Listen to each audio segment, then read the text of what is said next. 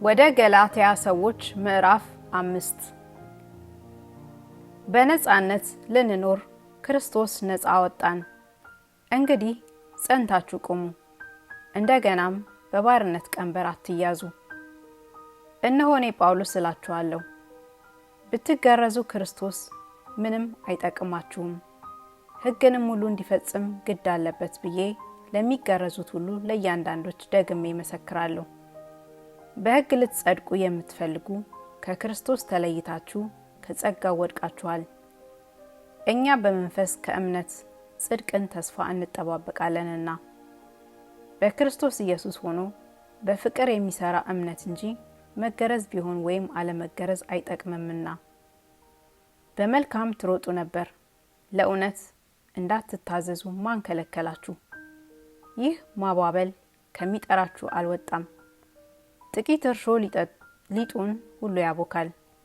የተለየ ነገር ከቶ እንዳታስቡ፣ እኔ በጌታ ስለ እናንተ ታምኛለሁ። የሚያናውጣችሁ ማንም ቢኖር ግን ፍርዱን ሊሸከም ነው። ነገር ግን ወንድሞች ሆይ እኔ ገና እስካሁን መገረዝን ብሰብክ እስካሁን ድረስ ለምን ያሳድዱኛል? እንኪያስ የመስቀል እንቅፋት ተወግዷል። የሚያውኳችሁ ይቆረጡ። ወንድሞች ሆይ እናንተ ለአርነት ተጠርታችኋልና ብቻ አርነታችሁ ለሥጋ ምክንያት አይስጥ፣ ነገር ግን በፍቅር እርስ በርሳችሁ እንደ ባሪያዎች ሁኑ። ሕግ ሁሉ በአንድ ቃል ይፈጸማልና እርሱም ባልንጀራህን እንደ ራስህ ውደድ የሚል ነው። ነገር ግን እላለሁ በመንፈስ ተመላለሱ፣ የሥጋንም ምኞት ከቶ አትፈጽሙ። ሥጋ በመንፈስ ላይ መንፈስም በሥጋ ላይ ይመኛልና እነዚህ እርስ በርሳቸው ይቃዋወማሉ። ስለዚህም የምትወዱትን ልታደርጉ አትችሉም። በመንፈስ ብትመሩ ግን ከሕግ በታች አይደላችሁም።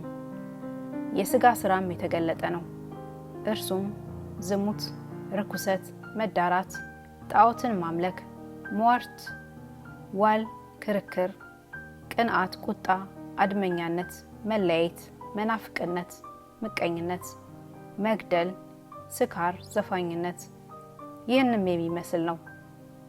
አስቀድሜ እንዳልሁ እንደነዚህ ያሉትን የሚያደርጉ የእግዚአብሔርን መንግሥት አይወርሱም። የመንፈስ ፍሬ ግን ፍቅር፣ ደስታ፣ ሰላም፣ ትዕግስት፣ ቸርነት፣ በጎነት፣ እምነት፣ የውሃት፣ ራስን መግዛት ነው። እንደነዚህ ያሉትን የሚከለክል ሕግ የለም። የክርስቶስ ኢየሱስም የሆኑቱ ሥጋን ከክፉ መሻቱና ከምኞቱ ጋር ሰቀሉ። በመንፈስ ብንኖር በመንፈስ ደግሞ እንመላለስ። እርስ በርሳችን እየተነሳሳንና እየተቀናናን በከንቱ አንመካ።